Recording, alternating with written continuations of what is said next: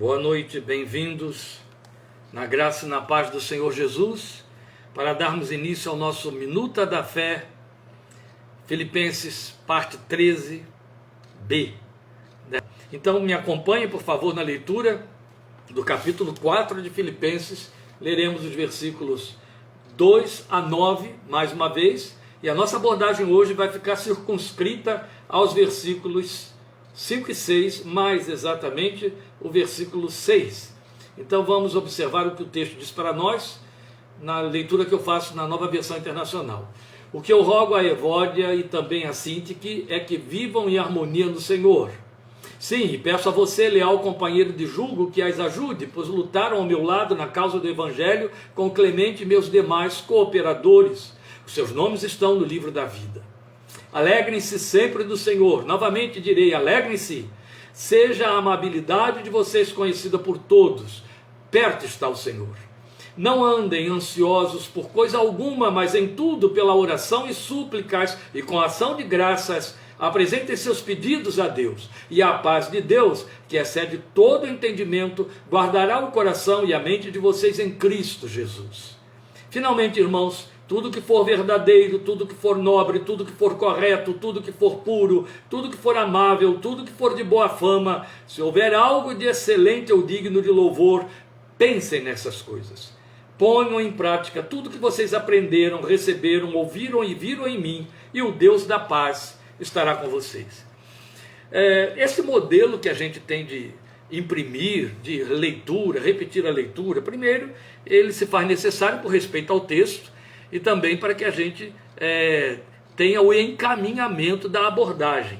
Mas ele é muito comum, ele é muito popular, ele sempre foi muito usado pelos homens de Deus que se ocuparam em fazer leituras devocionais com a igreja em cima de textos bíblicos. Quem fez isso durante dezenas de anos, domingo após domingo, e parece que também nas sextas-feiras em Londres, foi o, de saudosa memória, reverendo Martin Lloyd-Jones. Fez muito disso nos seus estudos de comentários dos textos das cartas de Paulo. E a gente tem de fazer isso inevitavelmente. Vocês viram que abrimos semana passada falando sobre a alegria, e eu disse a vocês que vocês teriam que sustentar aí, segurar a ansiedade para chegarmos hoje no assunto ansiedade. Agora nós vamos entrar realmente no assunto ansiedade, porque a nossa abordagem está aí nesses versículos 5 e 6, exatamente em cima do versículo 6. Mas é evidente que a gente pega uma carona no final do versículo 5, que é onde ele encerra, na linha que ele encerra, perto está o Senhor. Veja bem, nesse momento a gente vai perceber que o apóstolo, a partir daqui do versículo 6, o apóstolo Paulo vai nos expor os ensinos fundamentais daquilo que estamos chamando, vocês ouviram a gente falar disso semana passada, profilaxia espiritual por meio da fé, ou profilaxia da fé, também atende de forma completa e perfeita. Então ele vai entrar no âmago dessa profilaxia exatamente aqui a partir do versículo 6. Aquilo que consideramos na semana passada sobre a alegria foi a porta de entrada, vamos dizer assim, a preparação do terreno para que você possa fazer uma boa profilaxia por meio da fé. Agora ele vai atacar os problemas que militam contra a fé, militam contra a paz, militam contra a alegria. E este é o momento em que a gente começa a abordar esses pontos. Há um estudioso muito famoso, um teólogo famoso, que já partiu há umas 4 dezenas de anos aí, mas um homem de Deus que deixou marcas nos seus estudos, nos seus comentários da Bíblia. O nome dele é de difícil pronúncia para nós brasileiros, Warren Wiersbe. Warren Wiersbe. Ei, que nome difícil. Warren Wiersbe, esse é o nome dele. Mas o nome é difícil, o ensino dele é fácil.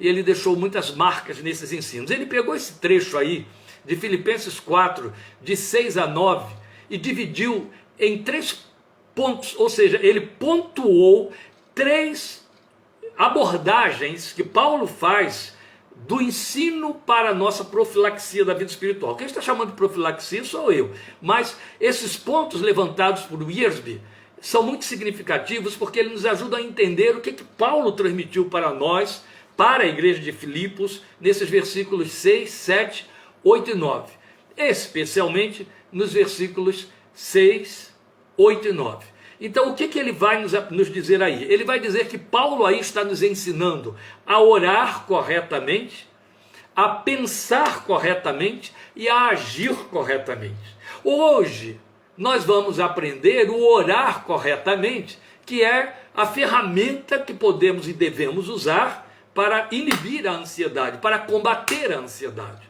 Porque a ansiedade, um mal encarado de frente por Jesus, por Paulo e por Pedro, outros textos bíblicos também fazem alusões, mas eu não posso chamar de um combate de frente como fizeram Jesus, Paulo e Pedro. E eu estou pondo na ordem da exposição bíblica. A verdade é que a ansiedade, ela tem o poder de contaminar a alegria que nos abre o coração para que as outras virtudes, os outros valores espirituais encontrem lugar, e ela tem o poder de contaminar a paz. E isso não é nada bom. Se fosse bom, Jesus não teria combatido. Jesus nos negou a possibilidade de vivermos ansiosos. Ele tinha autoridade para fazer isso, porque ele nos ensinou a confiança absoluta no Pai. E o antídoto da ansiedade é a confiança. Também, outro tanto, a ansiedade bloqueia a capacidade de confiar. Então nós temos de pensar nisso hoje, e essa primeira parte que o Wirdes chamou de orar corretamente. E ele foi muito exato, ele teve muita assertiva em dividir dessa maneira esses pensamentos e de chamar esse trecho aqui do ensino de Paulo sobre orar corretamente. Então nós vamos considerar esta particularidade aí do versículo 6. Antes eu quero apenas chamar a sua atenção para um detalhe muito importante. As nossas versões dividem o texto de forma que o versículo 5 encerra com esta fraseologia: perto está o Senhor. Vocês sabem que as divisões dos textos sagrados em capítulos e versículos não são exatas, nunca foram exatas, mas não há mais possibilidade de mudar por conta dos séculos que cronificaram essa forma de ler. Então, mesmo que contrarie tanto o entendimento do texto, eles foram mantidos. Algumas versões até ousaram um pouquinho a revisão atualizada de Almeida, essa nova versão internacional, ousaram um pouquinho, jogando algum versículo para dentro de um outro capítulo, e você vai encontrar isso em 2 Coríntios capítulo 13 e outros textos mais. Mas é só uma frase ou outra frase, não um versículo inteiro. Eu disse versículo, mas parte do versículo. E eu penso que os tradutores teriam feito bem se a mesma coisa tivessem feito aqui, em colocar perto está o Senhor no versículo 6. Porque o versículo 5, esse perto está o Senhor, essa abordagem que Paulo faz, este anúncio, essa comunicação que Paulo faz, tem muito mais, ou quase tudo a ver com o que ele vai dizer no versículo 6 em diante, do que com o que ele vinha dizendo no versículo 5. Você leu ali no versículo 5, seja a amabilidade de vocês conhecida por todos. Perto está o Senhor, não andem ansiosos por coisa alguma. Você percebe que a amabilidade de vocês conhecida por todos tem pouco ou nada a ver com perto está o Senhor. O fato de eu saber que o Senhor está perto não me faz ser mais amável com todos. Mas o fato de eu saber que perto está o Senhor, com toda certeza, me leva a poder pensar, ouvir e entender uma orientação que me diz: não ande ansioso por coisa alguma. A lógica é absoluta. Porque perto está o Senhor, não ande ansioso por coisa alguma. Foi isso que Paulo disse. Nossas versões, ao dividirem mal, nos privaram de um entendimento mais fluente da comunicação do texto. Então a gente está corrigindo isso aqui na abordagem, na aplicação do texto bíblico. Isso não tem nada a ver com a inspiração do texto. Isso aí tem a ver com os que tentaram facilitar, os redatores que tentaram facilitar a nossa leitura dos textos sagrados. Isso aí são coisas feitas em séculos passados, não tem nada a ver com o Espírito Santo, não tem nada a ver com a inspiração do texto. Então veja bem, a nossa leitura do versículo 6 melhor ficaria então desta maneira: perto está o Senhor, não andem ansiosos por coisa alguma, mas em tudo, pela oração e súplicas e com ação de graças, apresentem seus pedidos a Deus. Este é o versículo 6, sobre o qual então a gente vai se deter agora. Veja, Saber que o Senhor está perto aponta para uma realidade de fé para o presente. Entende? Quando Paulo anuncia, lembra a minha fé e a você, aos crentes de Filipos, perto está o Senhor, ele está me fazendo uma comunicação de uma realidade para a minha fé que tem a ver com o momento da minha vida, o momento presente que eu estou vivendo, que é o que me pertence. Então ele está me dizendo o que eu e você precisamos ouvir e dizer ao nosso coração, como o salmista disse no Salmo 42, sossega a minha alma, perto está o Senhor, sossega a minha alma, perto está o Senhor. É importante demais que você seja o profeta de si mesmo, usando a promessa da palavra de Deus e verbalizando a promessa para que ela tenha eficácia. A sua fé, seu coração, sua mente precisa ouvir esta verdade proclamando, perto está o Senhor. Mesmo que você, à semelhança de Jó, também possa dizer, ele segue diante de mim e não percebo. Passa por mim e não o vejo. Mas isso não muda o fato da fidelidade de Deus. Isso não muda o fato de que Deus tem um compromisso. Isso não muda o fato de que Deus sobre esse compromisso fez uma promessa. E a promessa foi feita pela boca do Senhor Jesus. Estarei convosco todos os dias até a consumação dos séculos, que se traduz em perto está o Senhor. Isso me faz lembrar a experiência de Jacó, quando volta da casa de Labão, indo da casa de seu pai Isaac para a terra de Labão, a casa de Labão. Ele dorme lá naquela cidade chamada Betel, ele tem um sonho, e o texto que Moisés narra acrescenta para mim e para você, perto dele estava o Senhor. De tal maneira que quando Jacó acorda, ele diz, o Senhor estava neste lugar e eu não sabia. Essa é a realidade minha e sua. Aliás, nós temos muito de Jacó, né? Essa é a nossa realidade. Agora, o fato de que eu não sei, eu não percebo, eu não sinto, não muda o compromisso de Deus, a fidelidade de Deus e a eficácia disso. Eu preciso avisar ao meu coração, eu preciso avisar ao meu entendimento, eu preciso avisar a minha fé. A promessa proclamada de que o Senhor está perto. Então, esta comunicação, que como estamos dizendo, aponta uma realidade de fé para o presente, que a busca espiritual faculta, a busca espiritual faz isso, ela também tem ao mesmo tempo uma conotação futurista. Porque ao mesmo tempo em que ele diz, perto está o Senhor, e aí você pode pegar isso para a sua alma e dizer, o Senhor está perto minha alma. Eis que o Senhor está comigo, meu coração. Ao mesmo tempo, ele está fazendo uma comunicação que é como água na fervura para o contexto, por exemplo, dos filipenses, sobre perseguição, sobre aflição, sobre perigo. Vamos lembrar isso, meus irmãos. Nós não sofremos perseguição nos moldes da igreja primitiva e não vivemos perigos por causa do evangelho. Mas aquela gente vivia. Então, para eles era muito importante Paulo poder lembrar, falar da parousia, perto está o Senhor, porque perto está o Senhor também significa, eis que breve ele vem. Todas as gerações terão de ouvir e crer nisso. Uma geração qualquer, e pode ser a nossa geração, vai se surpreender com o cumprimento desse breve vem. Porque numa geração ele virá. Não faltam os que estão fazendo escrutínios, os que estão fazendo derivações e tentando aí achar segredinhos dentro das escrituras escatológicas, especialmente Daniel e Apocalipse, para poder dizer, não é para a minha geração, falta isso, falta aquilo. Tolice. Se você for verificar, todas as gerações tinham todos os sinais para poder crer nisso, e a nossa muito mais do que qualquer outra. De tal maneira que todas as gerações têm de estar conscientes de que o Senhor vem. E isso também é um antídoto para a ansiedade. Não apenas saber que Ele está perto, Ele cuida, Ele está zeloso por mim, vigilante. Vamos lembrar, o anjo do Senhor acampa-se ao redor daqueles que o temem e os livra. E esse anjo do Senhor, em Salmo 34, se refere a Jesus.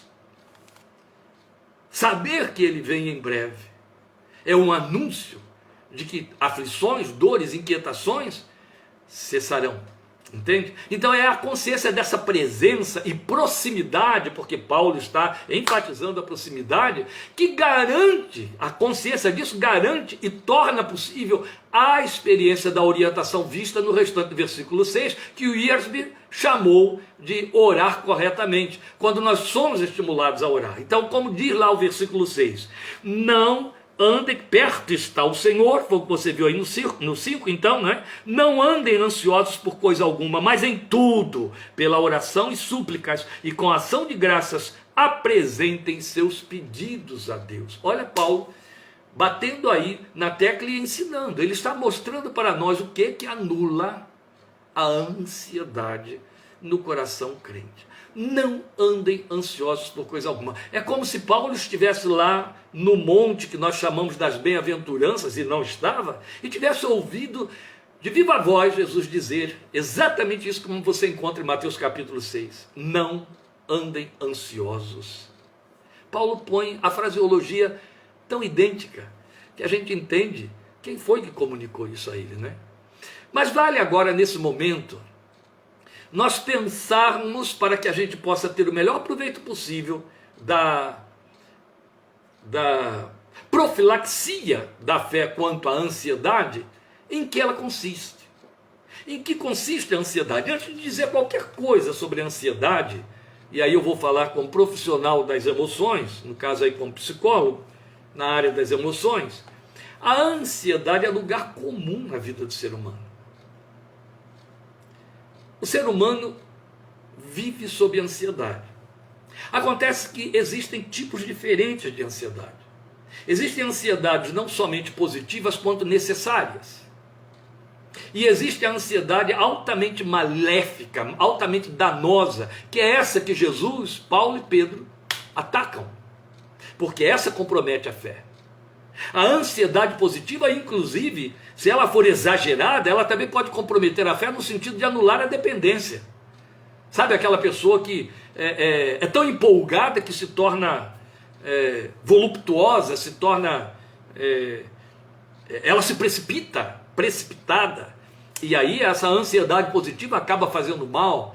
De alguma forma você vai perceber que a ansiedade acaba lá pelo meio do caminho, causando prejuízos. Uma coisa é fato, qualquer coisa que a gente explique, ensine, diga aqui a respeito da ansiedade, guarde na sua mente uma coisa. À luz desse texto de Filipenses 4:6, estamos evocando a memória de Jesus em Mateus 6, e Pedro, na sua primeira carta, capítulo 5. A ansiedade não pode ter lugar no meu coração de fé. Jesus me disse, não fique ansioso. Paulo diz, não ande ansioso. Pedro disse, não fiquem ansiosos. Então a ansiedade é atacada e é combatida. Por que ela é tão atacada? Em que ela consiste? Bem, foi o que eu prometi, pensar nisso. Então, nós vamos poder defini-la de forma básica como sendo variação do foco de atenção por se multiplicar em vários outros focos dos quais queremos dar conta ao mesmo tempo. Não confundir foco de atenção com atividades. Que a ansiedade te leva a pretender, por conta de ter que ocupar-se com os vários focos que você preencheu, com que ocupou a sua atenção, mobiliza você a pretender ter várias atividades, indo contra a lei da física que diz que dois corpos não podem habitar o mesmo lugar ao mesmo tempo, não é? A ansiedade, na verdade, é isso, é uma multiplicidade de focos de atenção que em cima daquilo que eu já decidi que eu tenho de dar conta. E porque eu tenho de dar conta, e eles são muitos, o que é que eu descubro? Eu não consigo dar conta de nenhum. E é verdade. Eu estou querendo que 10 pregos afundem com 10 marteladas, uma em cada prego. E aí, alguma coisa sai errada. Algum prego não vai afundar, ou vai entortar, ou nenhum dos pregos afundará na madeira. Isso é uma ilustraçãozinha pobrezinha, mas que esclarece bem o que estamos querendo dizer. Multiplicidade de focos de atenção dos quais não queremos dar conta. E aí o que acontece? A tendência da ansiedade é crescer e crescer demais, pelo fato de que, à medida em que eu vejo que eu não estou dando conta de determinada coisa, eu quero trazer mais situações para me ajudar a definir, resolver aquelas de que não estou dando conta. Então ela produz literalmente o que chamamos de sobrecarga, que foi uma das primeiras coisas que Jesus procurou bater de frente, no grande apelo que ele fez aos seus seguidores, não é? Tomem sobre vocês o meu jugo, todos os que estão sobrecarregados, Levem sobre vocês meu jugo que é suave, que é leve, para que encontrem descanso para as suas almas. Percebe quanta preocupação no coração do Filho de Deus, quanta ansiedade do nosso coração? Por quê? Porque a ansiedade, ela não apenas afeta a espiritualidade, bloqueando a fé, dissolvendo a alegria ou contaminando a alegria, anulando a confiança. Não, a ansiedade, ela é essencialmente patológica porque ela cria perdas de tônus, ela faz com que o organismo acompanhe um excesso de exigências dos quais não pode dar conta e vai tornando o objeto, o instrumento dessa ansiedade, seu próprio opressor, seu próprio algoz, o seu próprio capataz, que ao mesmo tempo em que exige que você dê conta, te condena por não dar conta, reprova por não dar conta, e aí você começa a contrair culpas e coisas semelhantes que vão produzindo menos-valia, depressão, desânimo e pânico. Uma das caras mais evidentes da ansiedade é o pânico, que nós chamamos de fobia. A fobia, ela é o filho unigênito da ansiedade.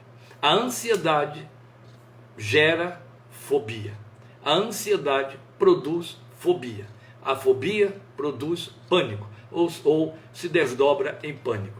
E aí, só em eu ter citado que a ansiedade é o elemento alimentador por detrás da fobia, eu já falei da patologia, dos danos que ela pode causar, porque não há mais um ser humano neste século XXI que não tenha lido, que não entenda, que não sabe, que não encontrou fóbicos, que não passou por fobia e por aí vai. E a ansiedade, ela tem esse poder de se manifestar em todas as circunstâncias, ela tem nuances em todas as circunstâncias. Não precisa ser apenas em dar conta das coisas da vida, mas aquilo que você não entende, aquilo que você não conhece. Doenças, sintomas para os quais você não tem resposta, para os quais o médico consultado também não tem resposta, totalmente na dependência das imagens, dos exames e etc., das leituras e laudos que ele manda você percorrendo laboratórios aí levantar, para que ele possa então fechar um diagnóstico, fazer um tratamento, etc., e aí lá vai a ansiedade solapando, enquanto você aguarda, enquanto você não tem uma resposta definitiva, enquanto você não ouve do profissional que elege a última palavra, pecando em Apocalipse capítulo 3. Veremos isso no tempo devido. Mas então, meus queridos, voltando aqui à questão, a ansiedade então ela se generaliza, porque ela não tem compromisso apenas com uma demanda da vida, ela tem compromisso com todas as demandas da vida. Então vai do labor ao dar conta de responsabilidades e a enfermidade, há contas a pagar e por aí vai, dar conta das responsabilidades, onde entram contas a pagar. E essa ansiedade corrói, essa ansiedade provoca desânimo, desestímulo, cansaço. Cansaço mental, cansaço físico, porque gera agitação e por aí vai. Bem, com isso, eu já fiz uma abordagem da ansiedade negativa, mas eu comecei a dizer que existe um aspecto positivo da ansiedade que eu achava até que nem deveríamos cunhar de ansiedade, eu deveria chamar de anseio, mas a nossa língua e todas as outras línguas generalizaram a terminologia, enquadrando como ansiedade todos os aspectos, todos esses fenômenos sensitivos aos quais respondemos. Então o que eu chamaria de anseio? A ansiedade positiva, aquela ansiedade que estimula, que entusiasma, que é altamente benéfica, porque ela se opõe à letargia. É quando você olha para aquele tipo de pessoa mórbida, aquele tipo de pessoa desanimada, aquele tipo de pessoa preguiçosa, e vê que ela arranja desculpa para qualquer tipo de coisa, que toca aí a procissão, deixa seguir, não, deixa assim como está, não, nada vai mudar, do que adianta, para que a gente vai se esforçar, vai dar tudo no mesmo, as coisas se resolvem sozinhas e tal. Você conhece esse tipo. Aí quando você esbarra com esse tipo, especialmente se você for ansioso, você entra em desespero, você quer dar uma sacudidela nele pelos ombros, não é? Você quer tirá-lo da letargia e você diz: por favor, Deus, bota lá um pouco de susto na vida desse sujeito, dessa sujeita, e coisa semelhante. Você quer que ele tenha um pouco de ansiedade. O que falta a ele é esse anseio que gera entusiasmo, que é benéfico, que provoca a liberação de enzimas estimulantes e proativas no cérebro. Como a dopamina, por exemplo, vimos isso numa das pregações de domingo aí, né? E também o hormônio proativo como adrenalina. É aquele tipo de pessoa que você não tem adrenalina nenhuma nesse sangue aí. Então o exemplo dela é aquela que nos move a prestar concursos, a buscar afeto do objeto amado. Então enquanto a resposta positiva não vem, há aquele tipo de aflição, aquela sensação de ansiedade que é gostosa, ela é positiva. O prestar concurso deixa você ansioso sim, querendo roer unhas, mas você está ansioso e aí estuda, porque você quer passar, porque você está na expectativa daquele emprego, você está na expectativa daquele lugar, daquele salário, por aí vai. E isso mobiliza. Você quer ver onde ela se manifesta também, e ela é altamente positiva, especialmente para o seu cérebro, é na antevisão, nas prévias, na perspectiva de férias e de lazer. Esse tipo de ansiedade faz com que o seu cérebro se prepare previamente para que você tenha o melhor proveito possível dos dias de lazer. Então o cérebro, já falamos sobre isso, o cérebro vai jogar aí enzimas que vão mobilizar você, isso vai gerar saúde, isso vai inibir aquelas doenças oportunistas que ficam escondidinhas, aguardando um déficit para darem as caras, não é? Mas não é desta ansiedade, que eu chamo de anseio, de que Paulo está falando aqui. Uma outra também positiva, que parece muito com essa que acabei de citar, e que também nós devemos considerar como anseio, é aquela ansiedade que agita, que mobiliza a ação pela perspectiva do novo, entende? Da concretização de um sonho, faz o corpo formigar, e atrapalha um pouco o sono da noite, mas é você que não quer dormir, você está na expectativa da descoberta, então libera adrenalina, tem poder positivo de até influenciar terceiros, move a casa toda, entende? Todos que estão à sua volta. O proativo, que é proativo sem ser agitado, ele é proativo, então ele entusiasma, ele tem anseio pela descoberta, ele tem anseio pela concretização das coisas. Esse tipo de ansiedade é muito benéfico. E não podemos passar sem ele, sem esses anseios. Mas também não é desta que Paulo está falando. Então, de qual ele está falando? Que o Wiersbe chamou de orar corretamente. É aquela que eu já citei no início de tudo, que bloqueia a fé, que incapacita a esperança, porque ela se apoia no negativismo depressivo, ela não crê, e por isso ela gera angústia, ela não consegue confiar. Ela traz a falsa ideia de desamparo. Por que Paulo vai procurar anular tudo, já começando a dizer, lembrem, perto está o Senhor, lembra? Perto está o Senhor, então não andem ansiosos por coisa alguma. Ela gera culpa, ela traz sentimento de menos-valia, eu não consigo, eu não vou dar conta. Ou Deus não está nem aí para mim, ou então eu estou em falta, quem sou eu para esperar esta bênção do Senhor? Quem sou eu para acreditar que o Senhor está aqui comigo? Olha como é que eu estou metendo os pés pelas mãos. Esse tipo de ansiedade anda de mãos dadas com a incredulidade.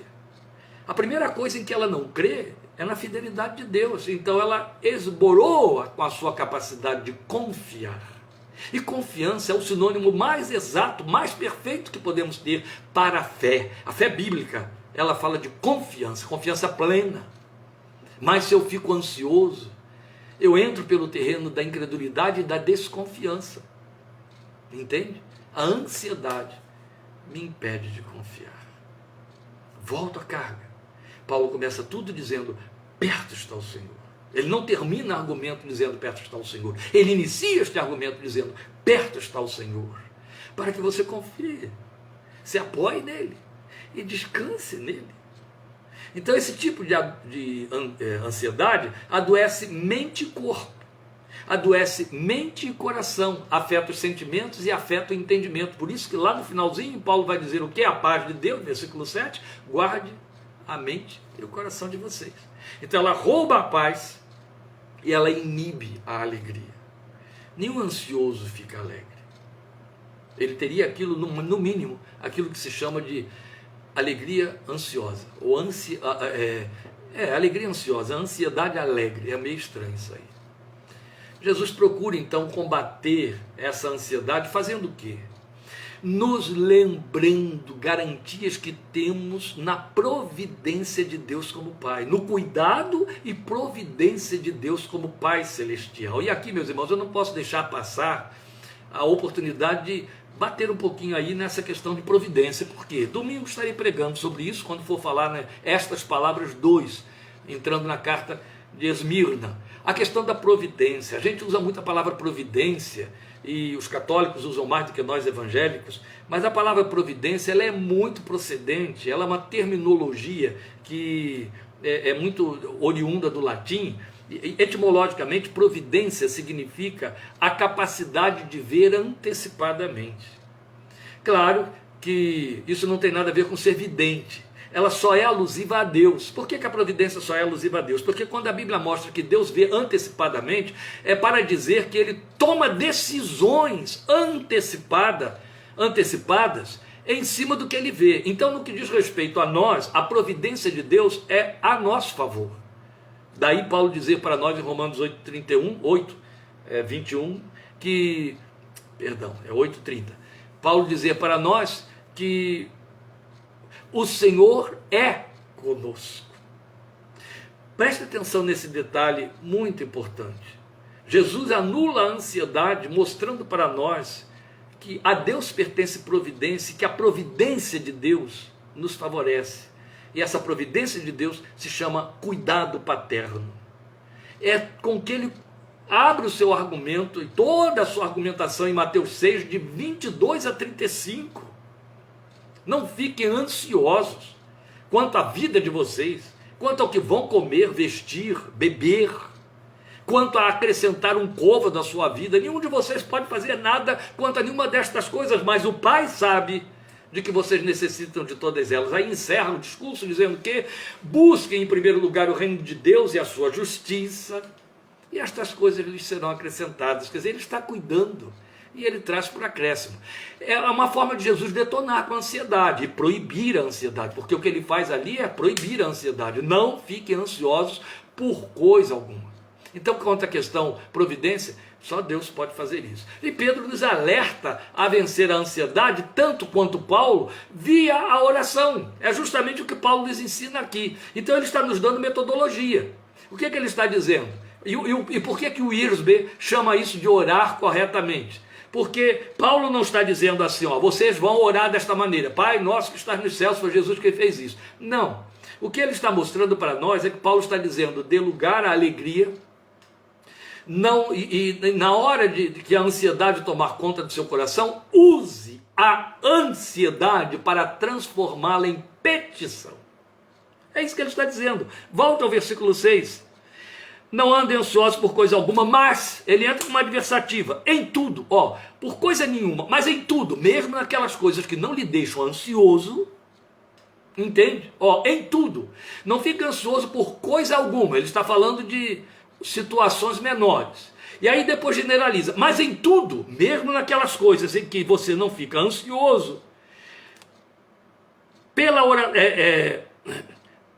pela oração e súplicas e com ações de graças, apresentem seus pedidos a Deus. Vamos inverter a leitura do versículo.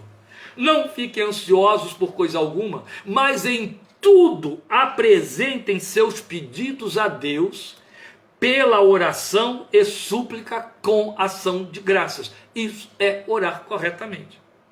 Basta você dar uma volta no versículo para poder ajustar a fraseologia do pronunciamento do apóstolo para entender o que ele está lhe dizendo. O que ele está dizendo é, abra lugar para a presença do Senhor, que te enche de alegria. E aí, pega a sua ansiedade, ela tem um núcleo, ela tem um nome, ela tem uma agenda, ela tem uma situação. E mesmo aquilo que não compuser a ansiedade, não for núcleo da ansiedade, com a ansiedade, pegue a ansiedade e as outras coisas e apresente tudo isso como pedido a Deus, por meio de oração e súplicas com ação de graças. Aí ele não está sendo redundante quando ele fala de pedido com súplica, Não está, meus queridos, nem no português estaria. Tá? Se eu chegar para você e disser assim, pronto, vou usar um exemplo aqui. Estou vendo ali a nossa amada irmã Soraya. Eu vou chegar para ela e vou dizer: Soraya, vem me visitar domingo. O que eu estou fazendo? Um pedido. Se eu chegar para Soraya e disser assim: Soraya, por favor, Soraya, não deixe de vir domingo me visitar. Eu preciso muito da sua visita domingo. Pode ser que a minha primeira forma de pedir caia em ouvidos moucos. Mas toda essa forma de suplicar, que não significa repetir, mas significa dar ênfase, imprimir a minha ansiedade, o meu desejo em cima do meu pedido, se chama súplica. Eu transformei meu pedido em súplica.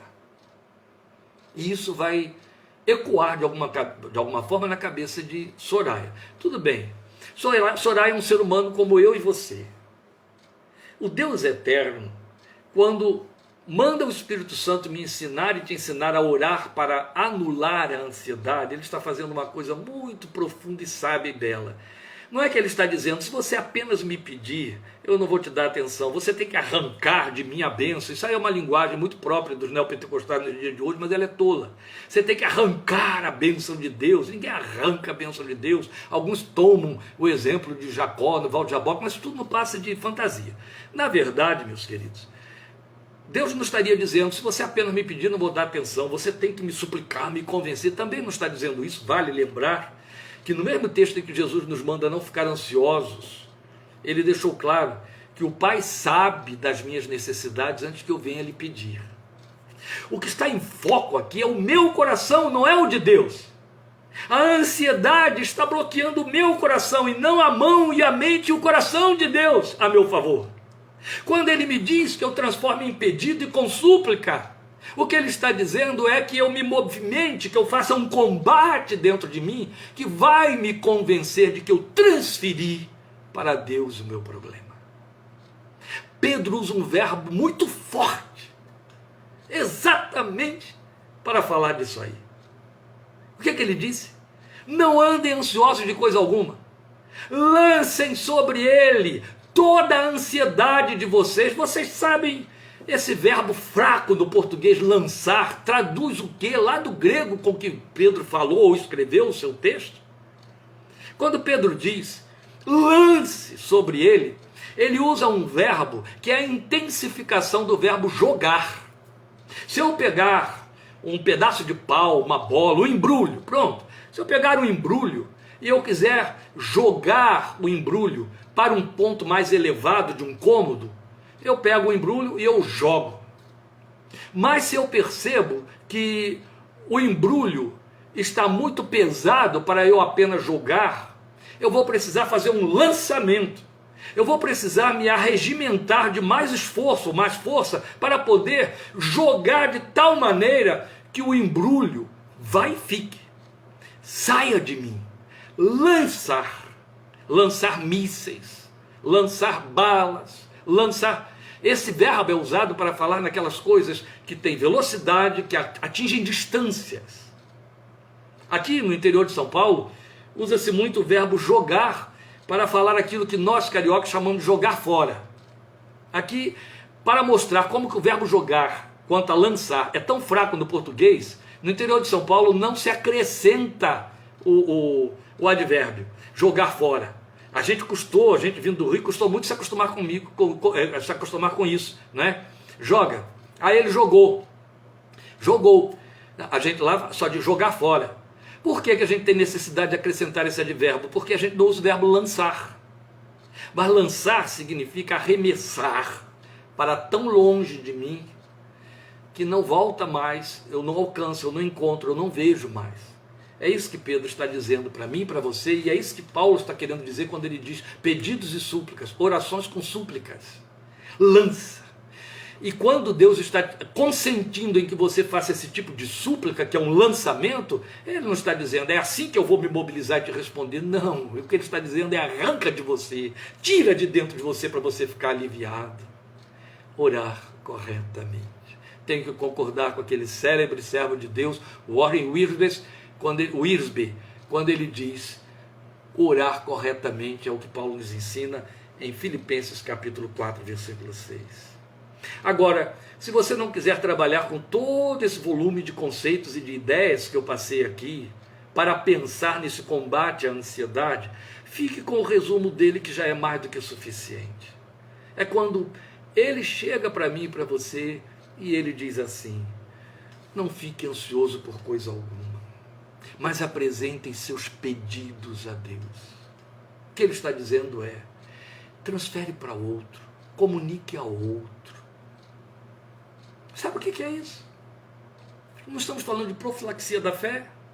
Terapia.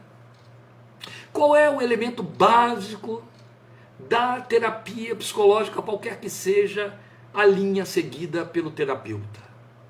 A linha, o ponto de partida para que qualquer terapia seja terapia é acolhimento. Da parte do terapeutizado, da parte do paciente, o que entra em demanda? Ele tem necessidade de confiar ao outro aquilo que ele está carregando sozinho. Mesmo que o outro não lhe apresente nenhuma solução, mesmo que o outro não lhe dê nenhuma resposta, nem naquele momento, nem nas próximas sessões terapêuticas, o simples fato dele estar dividindo, o simples fato dele estar passando para a mão do outro, e o fato dele acreditar, porque este é um pensamento mágico que o paciente tem num processo terapêutico, é de que quando ele conta, quando ele expõe o seu problema para o terapeuta vai trazer uma solução. É um ledo engano, mas isso traz alívio para ele. Ele precisa crer nisso para se sair melhor. E quantas vezes, eu tenho aí vários terapeutas me ouvindo agora, quantas vezes testemunhamos o fato, meu Deus, quantas vezes, de que a pessoa entrou, falou, fez uma verborréia, 50 minutos, falou, chorou, se inquietou, e quando saiu disse: muito obrigado, você me ajudou tanto, você não disse uma palavra. Quantas vezes? O que ele está dizendo para mim e para você é: você está ansioso, divide comigo. Só que tem uma diferença muito grande entre dividir um problema com um terapeuta e lançar para Deus o seu problema. Ele é o Deus da providência. Ele de fato tem solução. Ele de fato assume. Por isso que Paulo começou tudo dizendo: ele está perto. Conta para ele. Por que você vai ficar remoendo isso aí dentro se você não vai dar conta e não vai dar? Então conta para ele. Porque quando você contar para ele, a ansiedade pelo menos vai dar uma baixa. E depois ela vai desistir. Entende? Agora, é claro, ele permeia tudo com o quê? E é tão lindo que ele põe em terceira instância, com ações de graças. Então, orar, pedir, suplicar, tudo isso é entremeado por ação de graças, que é o natural a esperar de um coração alegre. Começou lá em cima com alegria. Vocês já viram que já estamos a 45 minutos com a nossa minuta, e eu estou aí na parte B, por isso que tem que ter a C, quarta-feira que vem, para a gente ir para o outro ponto, que nós chamamos de pensar corretamente. Isso tudo faz parte da profilaxia da fé. Então, fechando aqui, vamos lembrar que a exortação do apóstolo diz que nós não devemos andar ansiosos por coisa alguma, mas o verbo que ele usou foi andar. Isso me causa um impacto, porque fala muito da realidade da vida. Por que ele usou o verbo andar? É não andar ansiosos, aludindo à ideia de que a ansiedade tem a pretensão de ser companheira do cotidiano. Entende? Para onde você for, ela vai atrás. Por isso que ele está dizendo: não ande ansioso. Ele usou o verbo andar. Ele poderia ter usado o verbo viver, e você teria entendido perfeitamente, mas ele foi enfático, ele foi pontual, a assertiva é completa. Não andem ansiosos, não entre e sai. Por quê? Porque o crente é peregrino, o crente anda. A primeira ordem que ele recebeu foi o quê? Indo, façam discípulos por todas as nações. O crente anda. Andar é dar conta do devir, ir e vir. Aí ele disse: não andem ansiosos, e por coisa alguma. Então, por coisa alguma, ele diz muito acertadamente, porque a ansiedade tem a pretensão de se agarrar e se dirigir a coisas. E grave isso como última colocação que estamos fazendo, porque é muito importante, queridos. A ansiedade se prende a coisas. Quando você gera da ansiedade, passa para a fobia, aí você já passou para o terreno da magia, porque a fobia tem o poder maligno de fazer você fantasiar o mal, inventar o perigo, inventar o problema, inventar o mal. Aí precisa de tratamento. Mas Paulo está dizendo o quê? Há um tratamento eficaz que dispensa terapia, dispensa psicólogo, dispensa psiquiatria, dispensa tudo. Faça conhecido dele tudo que põe o seu coração ansioso, através de oração, com súplicas e ações de graças. Aleluia. Lembremos que foi aqui mesmo em Filipenses, capítulo 3, versículo 20. Se você está com a Bíblia aberta aí, volte a ele. Foi aqui mesmo, em Filipenses 3,20, que Paulo nos mostrou o aspecto positivo e necessário de ansiedade para a fé. A nossa cidadania, porém, está nos céus, de onde esperamos ansiosamente o Salvador, o Senhor Jesus Cristo. Esta é a única ansiedade que a Bíblia nos autoriza a ter. Ansiosos pela vinda do Filho de Deus. Ansiosos pela parousia, a expectativa da vinda do Filho de Deus. Esta é a única ansiedade que honra a Deus e que precisa existir no nosso coração.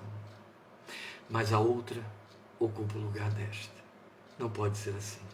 Deus te abençoe, dissipe do seu coração toda a ansiedade, até que possamos ver semana que vem, em nome de Jesus, qual é a resposta de Deus para a ansiedade e como é que se pode pensar corretamente em 4:8. Então, semana que vem, querendo Deus, estaremos vendo Filipenses 4, 7 e 8, em nome de Jesus. Até domingo, 17h30, Deus te abençoe e muito obrigado por sua participação, que esta seja uma noite de despejar ansiedades na presença de Deus. Amém? Em nome de Jesus. Deus te abençoe.